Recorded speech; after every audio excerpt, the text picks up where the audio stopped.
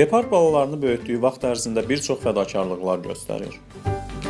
Onları yemləmək üçün çox vaxt ac qalır və çəkisinin təqribən yarısını itirir. Hətta lazım gəldikdə balaları üçün canını fəda edir. Şir, bala hepardlar üçün böyük təhlükədir. Lakin hepard özünü təhlükəyə, şirin önünə atır və diqqəti öz üzərinə çəkir. Beləliklə də balaların qaçmasına imkan yaradır. Canlının bu cür fədakar davranışı təkamül fərziyyəsinin iddialarının əsassızlığını bir daha sübut edir. Şübhəsiz ki, heparda bu fədakarlıq duyğusunu verən aləmlərin Rəbbi uca Allahdır.